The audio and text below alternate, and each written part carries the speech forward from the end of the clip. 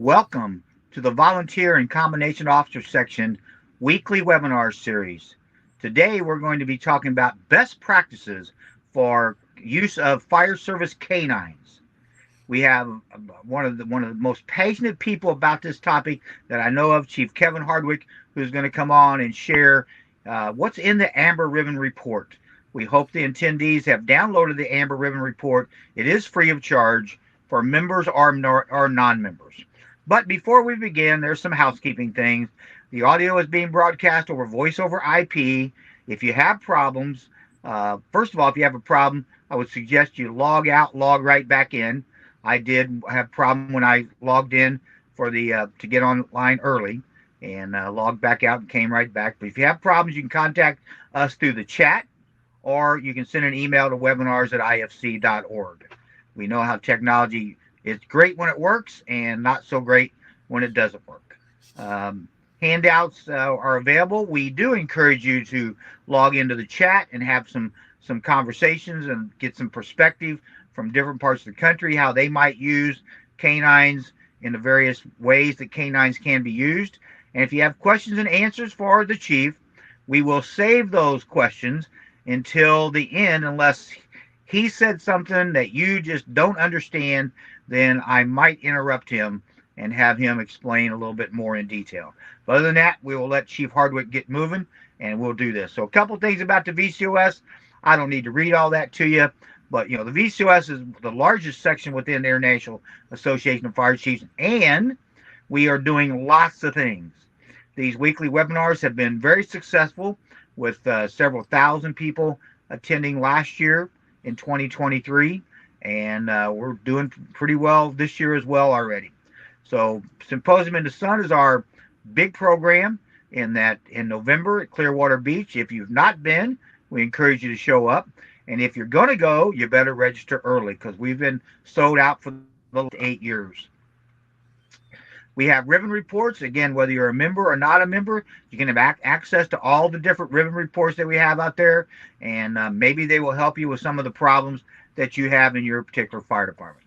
Some of the upcoming events that are going on, like I said, we're doing weekly webinars. We think that they are very successful. We're getting good feedback and good participation. The highest webinar was 279 people registered for it, so that was very impressive for us. So Chief Kevin Hardwick is the author, not necessarily the primary author, but he was the driver to get this report produced by the Volunteer and Combination Officer Section. He recently retired as a fire chief, and he's now an EMA director at a local hospital, a large hospital in the Ohio area. So with that, Chief Hardwick, it's all yours. Okay. Good afternoon. Thanks, John. I appreciate it. Like John says, I'm here to kind of go over how we came up with the Amber Ribbon Report and what we put together to make that happen. There's such a value into using the canines in the fire service, and the benefit that we were striving to get to. So, as we move on, we had come up with an idea back in middle of 2022. I myself was looking to possibly add a therapy animal to my fire department, and quickly found out that there really wasn't a lot of direction for me as a chief to how do I go about doing it, what to expect, what to prepare for, which kind of, in my frustration, I guess drove me to the point of seeing what I could assemble with people and experts in the field and start putting this together. So after a little more than a year, and we worked with people that wanted to be a part of the committee, we came together and we really kicked off a meeting, a joint meeting at the Symposium in the Sun in 2022, to really start getting input from departments across the country, ones that had different programs, and trying to draw the information as much as we could. Quickly found out that there are a lot of departments all across the nation that have had some sort of program already in place So we were, again, pulling information from them, their successes, issues that they had in trying to build a program, and how we could better prepare departments as they move forward, putting theirs together. What we tried to do was pull out the best practices from the departments all over. Like I said, there are some departments that have 5 or 6 therapy dogs in place already, very organized, like a well-oiled machine. In larger departments, having one therapy dog just isn't enough. The dogs get they get tired too, so you can overwhelm one of the therapy dogs, and we feel that the best way to go about that is to have more than one dog. If you don't want to have more than one in your own department, if you can partner up with a neighboring department or another agency, some of the outside private agencies that do the therapy work, the more the better. Like I said, these dogs take that stress on themselves, so they take it off the firefighters and they deal with it themselves. We talked about canines. Really, the goal or the mission of the Amber Ribbon Report is about therapy, crisis response dogs, not so much emotional assistance, but to some degree. What we do not really go over is the sniffer dogs, the arson detection, cadaver dogs, rescue dogs. That's a whole nother report that would have to go out.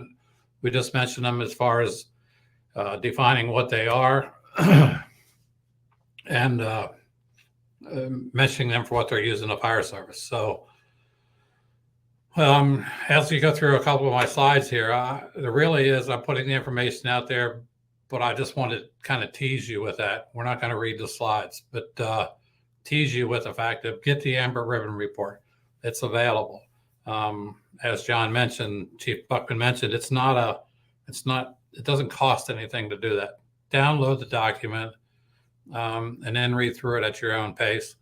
A lot of information there. Like I said, it comes from departments that have volunteered their information to us easily to share what they're doing.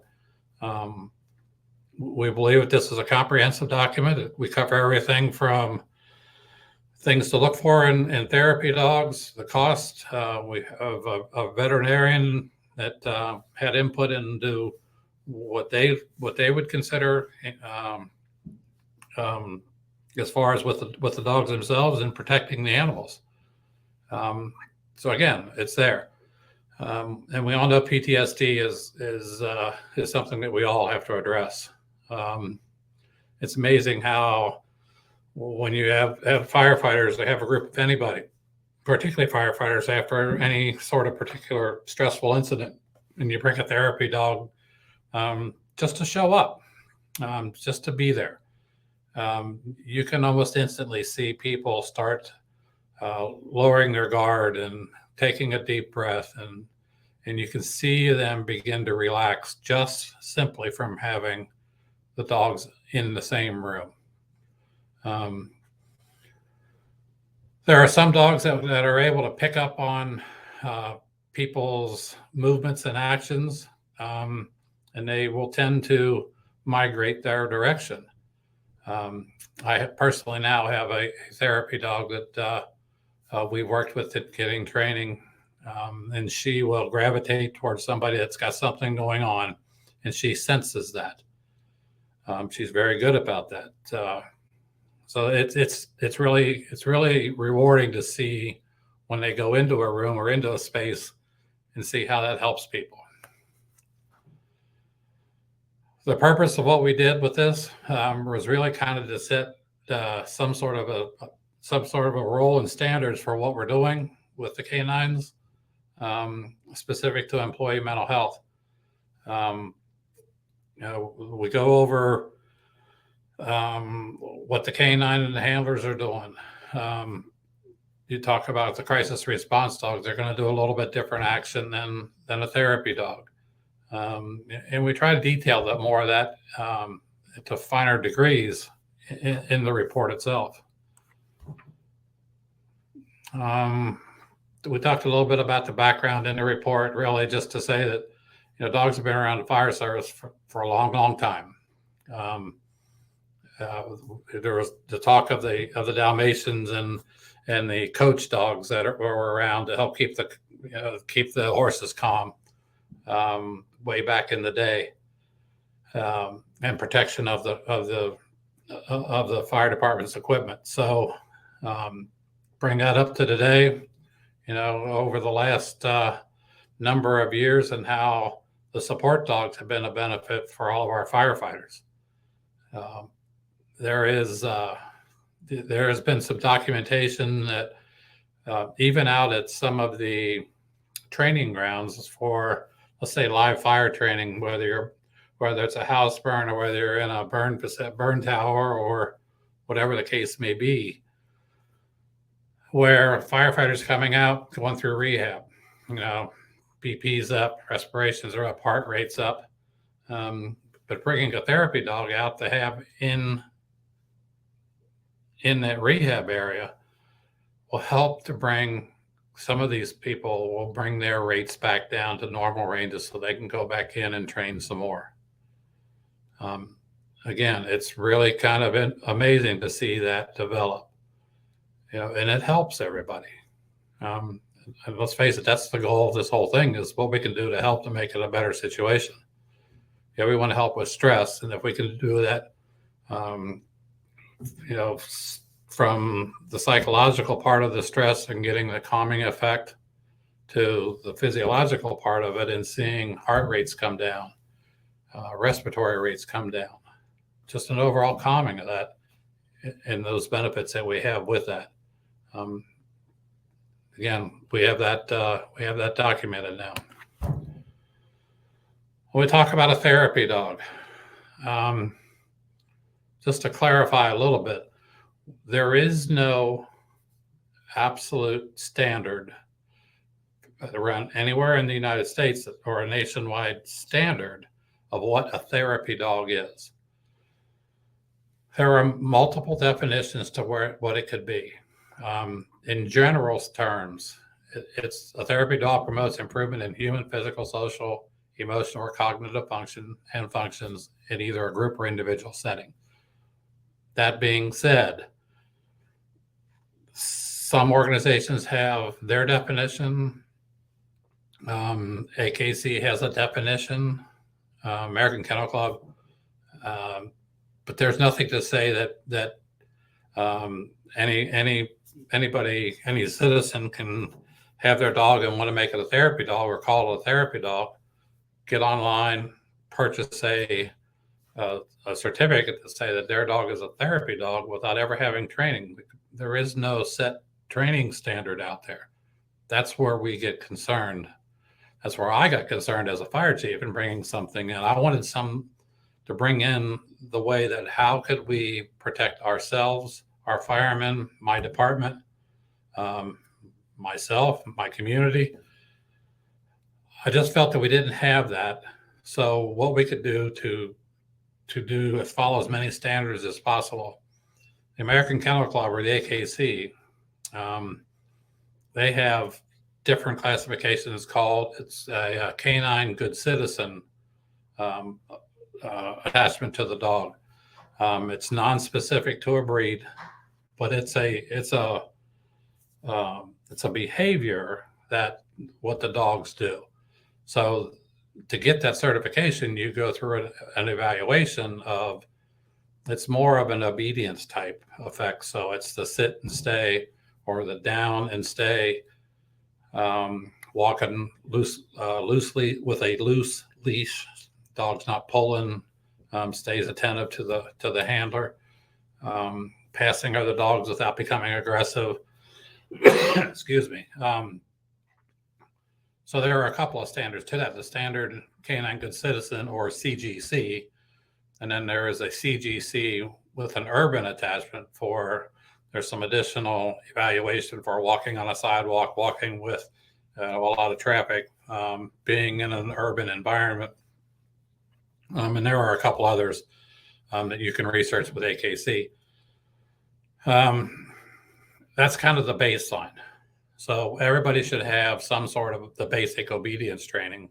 And this way, I feel that having the AKC standard gives me something that's a that's a tile that I can hang to that says we have that much of a certification level or comfort level with where the dog is.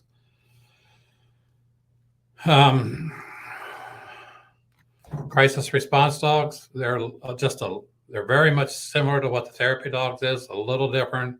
They're going to be trained to handle more stressful, crowded situations when there's a lot going on in the environment. Could be from after a natural disaster, could be big fires, floods, big things, epidemics, tornadoes, hurricanes. They're going to have a little more gentle temperament than the other dogs. It gives them just another advanced level that they can provide a little more benefit to everybody.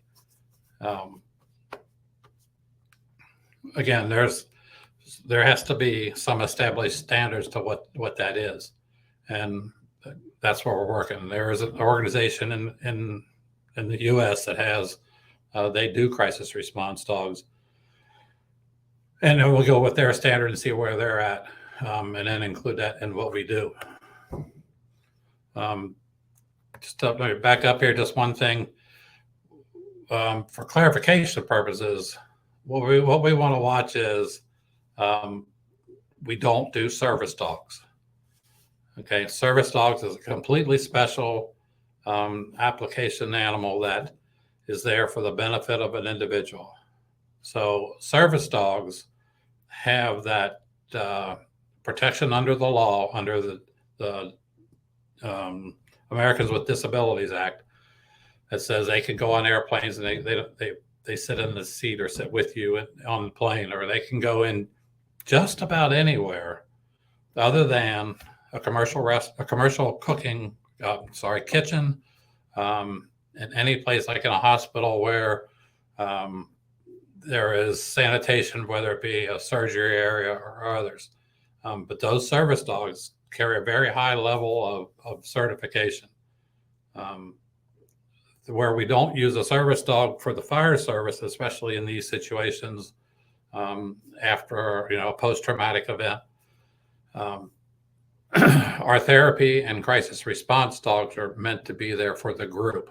So it's our team, it's our company's department, whereas a service dog is for one individual.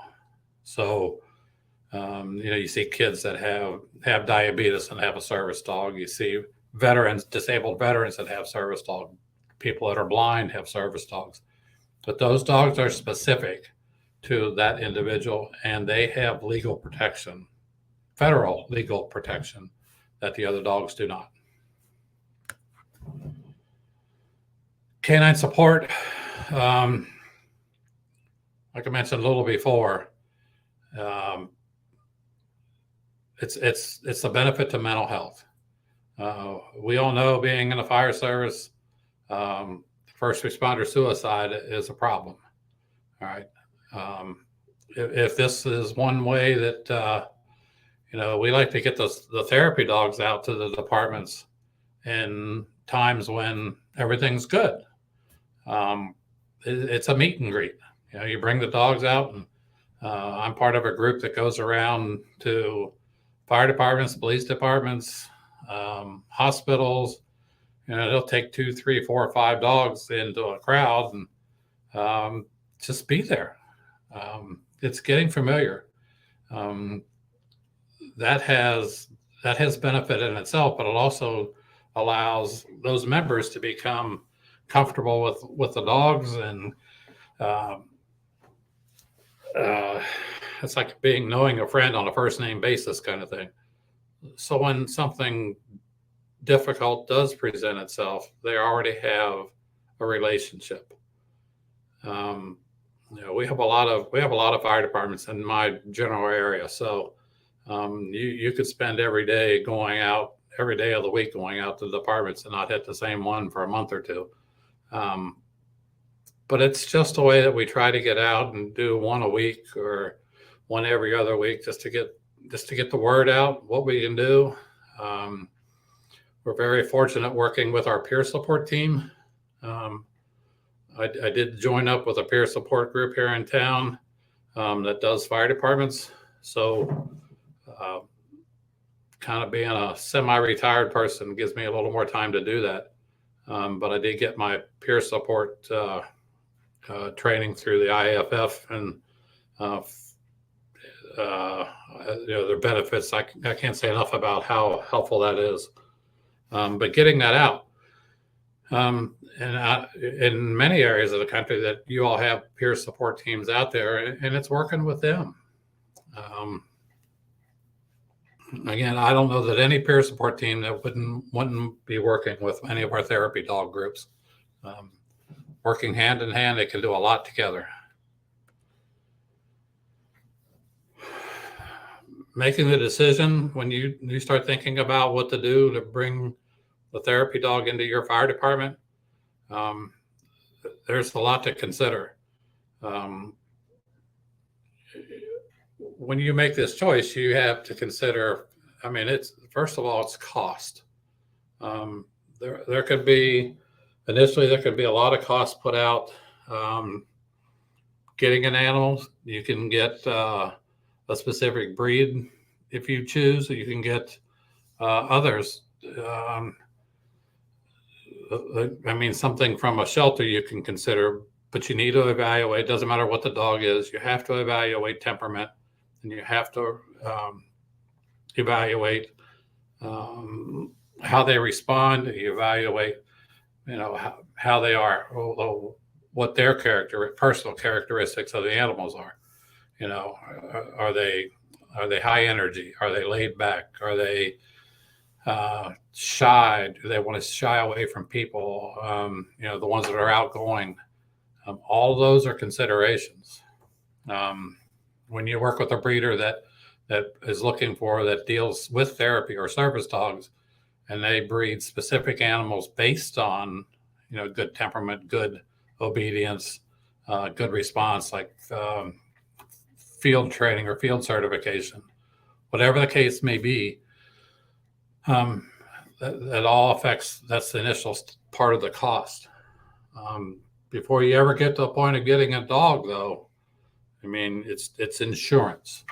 You have to be insured from a department standpoint or a community standpoint, insuring yourselves as handlers with the animal.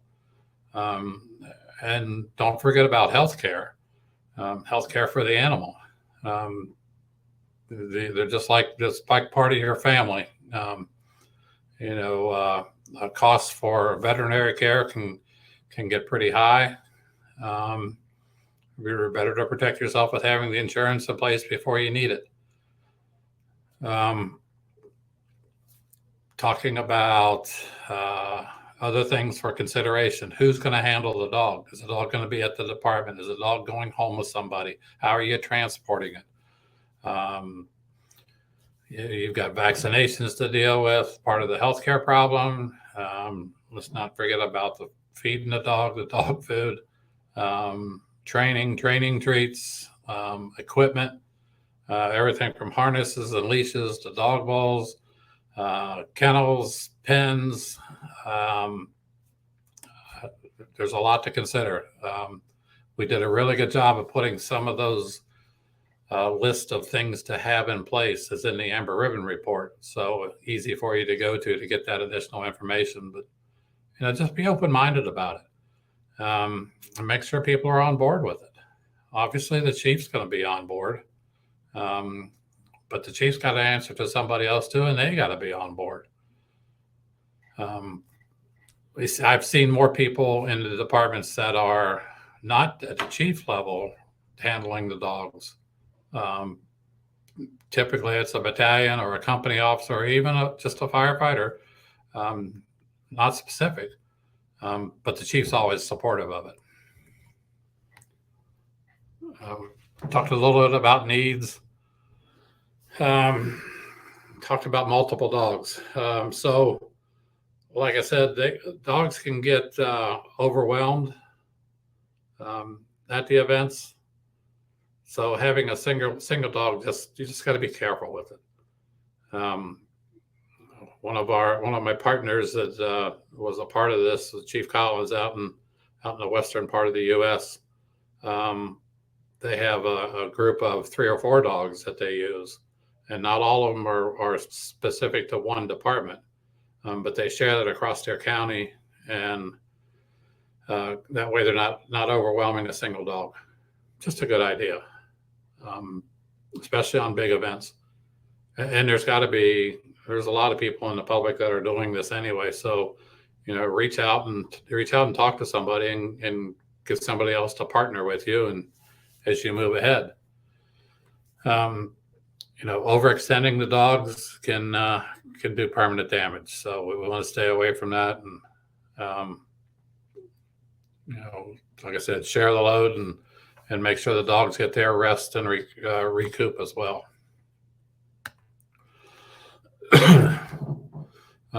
Talked a little bit about this. Your administrative group, from the administrative side, you're going to develop your SOPs, SOGs, whatever your preference is.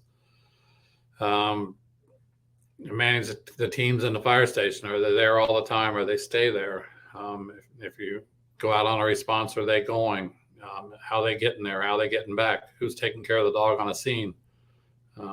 All those things to consider when you're developing the SOPs. You can't leave a dog run free in the fire station. So make those plans ahead as you, like I said, developing your SOPs or SOGs, and get yourself prepared for that. How the dogs work out in the community. Like I said, these dogs are passionate about being around people, getting involved, reaching out. You take a dog out there, they're the hit. They get attention, and we certainly want that to be good attention. And then consider doing regional teams. If you have a fairly large county like we have here in Ohio, where we have 40 fire departments in this county that I'm in, being able to partner with some other people in this county, and then our 3 or 4 neighboring counties that we all try to work together. Our peer support team, we work with the therapy dogs, is 7 counties. So we can go a long way, and like I said, share that information and share those animals and provide the best sort of relief that we can. The external peer support teams. In my area, we have a private group that it's Pet Partners, and Pet Partners is you're a nationwide group. They have spots all over the country. Here in this area, they have a regular Pet Partners group that they use for hospital work, social work, that sort of thing. And they have a group of the people in Pet Partners here that are they're doing the crisis response work. So the dogs have to be in regular pet therapy groups for a year before they can come over to the crisis response team. They want to make sure that they get a little bit of background in them before they come to some more high stress event. But Pet Partners is handling that completely on their own. They go out to different departments, and it's all set up on just a relationship building with departments to say what they can offer. Pet Partners also does some police departments. They do the communication centers we have in the area. Like I said, wellness visits, get to know you visits, public events in all of those places. So when you do have a big event, there's that familiarity again. That's a big benefit there, building that trust and understanding before you need it at a big event. Um, Here's some groups that have provided some information, and these are all the private groups to look out for. Um, Hope is one of the ones that has the Animal Assisted Crisis Response Team, National Crisis Response Canines. Pet Partners on the second line is one that I've worked with, like I said, again, nationwide. Canines for Christ is a separate organization from Pet Partners doing very similar type work. Thin Line Service Dogs, providing service dogs to veterans and first responders um, at no cost. First Responder Therapy Dogs is another one to help put it. It provided some information that we included in the report, and you can see there's more detailed information for all of these inside the Amber Ribbon report as well. In the report, we included, we really kind of picked 7 of the departments that have fire service canines actively functioning. Off the top of my head, we've got one down in Florida, outside of Naples, Florida. We got one in Huntington Beach, California. Off the top of my head, I don't remember the other ones, but they're all 7 of those. So they're in the Amber Ribbon report. And it kind of tells you how they build their program, what they did, what they actually do currently.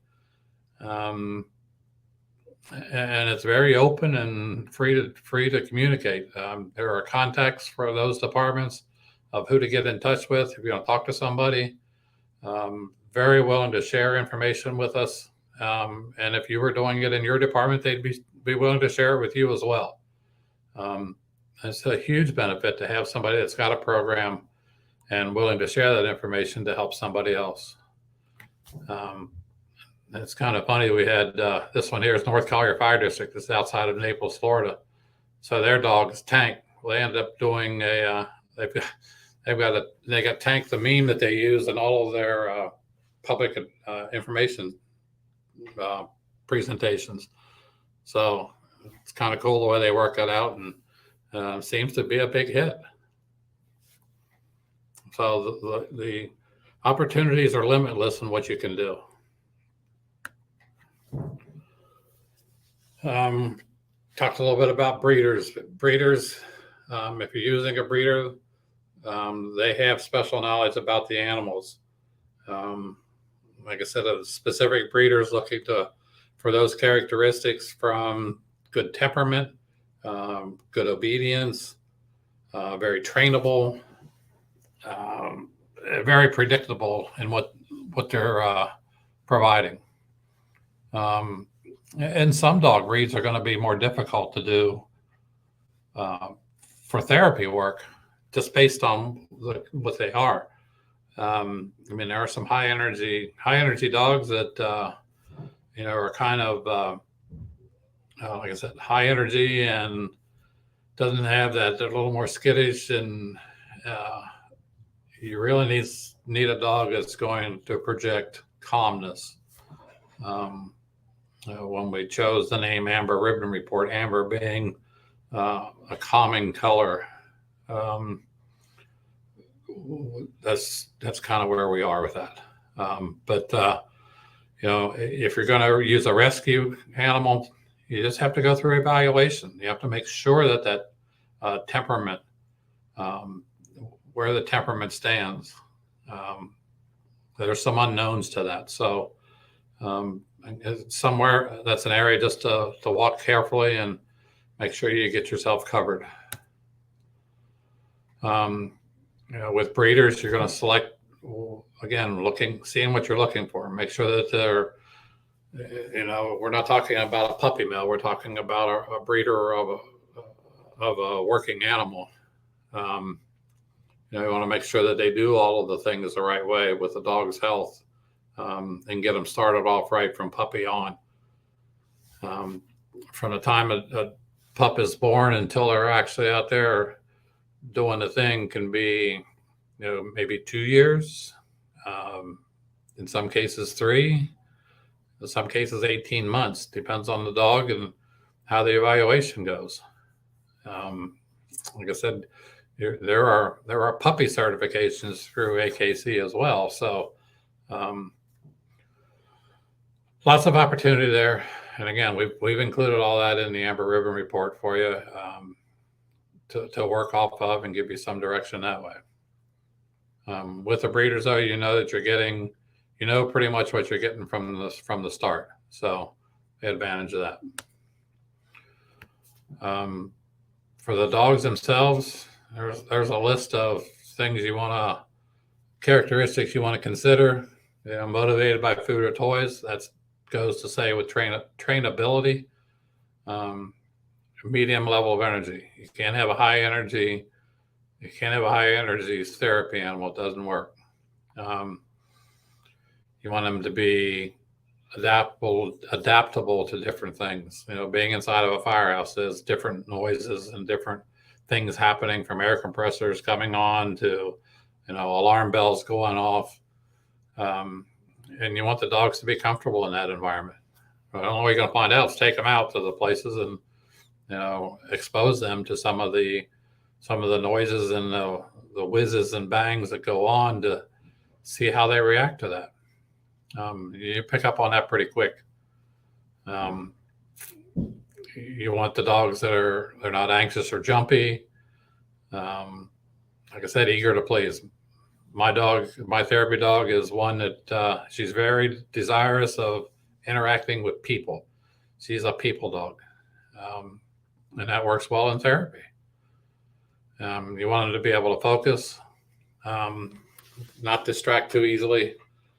Even when there's other food in the area or vicinity of where you're in with a group of firemen, and you know, we tell the firemen ahead of time that you know, our dog is on a kind of a specific diet, and you know, if she's gonna get any treats, I'll provide you with a couple of treats to use, but I don't want anybody just feeding the dog anything. It's not healthy for the dog, and we want to make sure they get the right food and nutrition. In our report, we really did get input from breeders, trainers, canine groups, and organizations with programs, like I said before, and they're all listed. Everybody that we talked to that had any part to do with the program, it's in the report. We wanted this completely open and being as transparent as we could. I'm not a dog expert, but I have people that are a part of this committee that are dog experts, whether it be breeding or training, or we had the veterinarian that was involved, department people that have the dogs, organizations from pet partners to HOPE to crisis response, and they're all listed in there. The AKC therapy dog, like I talked about, those titles, that's defined inside of the report as well. And a lot of what the AKC therapy dog program is based on visits. So you go through the Canine Good Citizen piece of it, and then it's when you start making visits for therapy, then you start logging those and build up your animal's titles, moving ahead from that point. Just real quick with AKC, there is not guidance in what AKC does for fire department therapy dogs. So that's a particular area that I'm involved with currently to move AKC that direction to see if they would. Also working with the National Fire Protection Association, NFPA, on trying to develop a standard in NFPA for fire service canines, or the therapy and crisis response dogs, so that there is some sort of national standard that departments and chiefs and others can go to for guidance and support. Something standardized across the nation. That would be our goal. I'm not saying that what we do is better than anybody else, and I'm sure there are other places in the country that do it better. And that's what we want to tap into. We want to make sure to provide good information, high quality information, great benefit for the fire departments. The animals that are trained to do the job that we're trying to get to. At the end of the day, the goal is to what we can do to help our firemen and make sure that we can make them have a better day.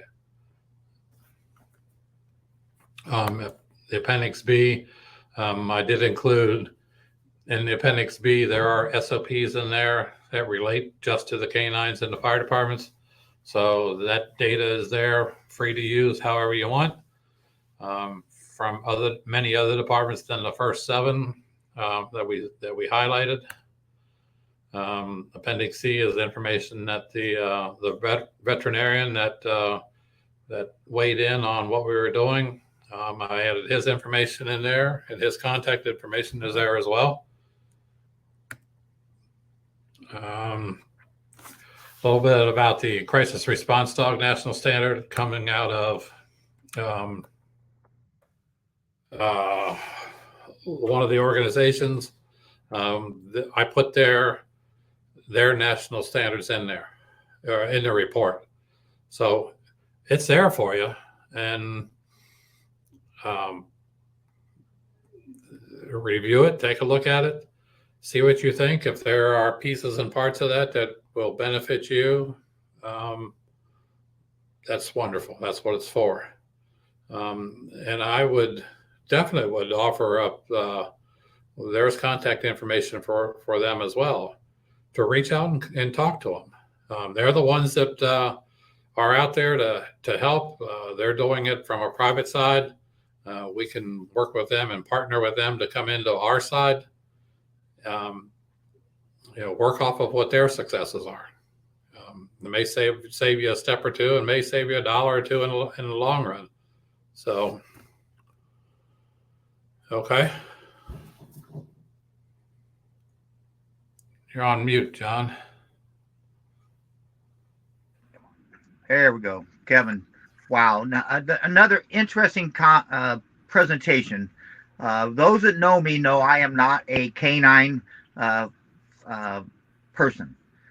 Been bit a couple times, and I don't like the jumping around that they do. But I'd probably like a therapy dog because, as you said, you train them to be calm, and that's what always sort of scared me when they're all jumping around and stuff like that. So, but I'm looking in the chat or the question and answer section.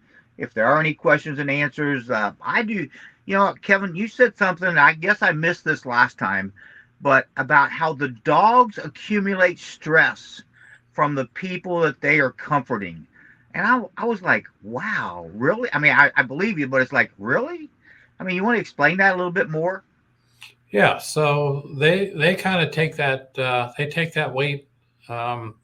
It's a stress relief, and they're doing their job by pulling it from the firefighter. So they're bringing that within themselves and the animals. So you have to go through and you basically are going to do a rehab on the dog.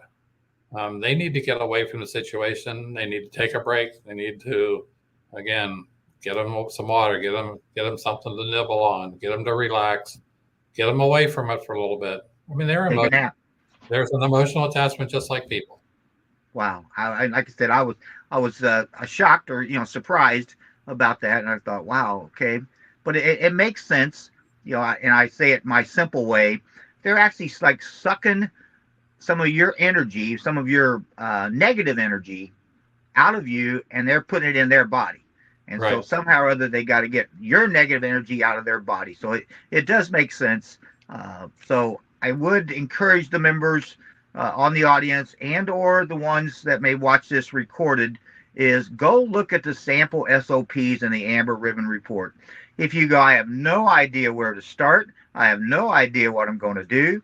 As Chief Hardwick said, he's got those in the document. They're samples. You can take and shape them and reshape them to how you need them done for your department. The other thing I thought Chief said, which again I understand after listening to the accumulating stress for the dog, depending on the size of the department, you may need 2 dogs. So understand when you get into this program, it may not just be as simple as getting 1 dog and training 1 dog, and you're going, okay, we're good for the next 3 to 5 years. May not be that way. No. So, like with anything, there are good and bad with every program. And I'm not saying needing more than 1 dog is bad, but it's just something you may not have thought about. So, I'm looking again. I have seen no questions and answers. So, Chief, you got any final comments you'd like to share? No, I just can't say enough about the benefit of having the animals and what they've done all over the country. Um, when you talk to departments that have struggled from firefighter suicide or, even a line of duty death, and having those therapy dogs come in and just spending time in the station provides such a benefit for the firefighters and the people involved. Like John says, you're pulling that negative energy out, and they're feeding you positive energy back. So that's all good. You're not going to save everybody out of it, but if we can save one person, I feel like we've done what we need to do. This is something that's newer to the fire department or fire service, but it's definitely well needed, and hopefully we continue to grow. It's very, very popular all across the country now.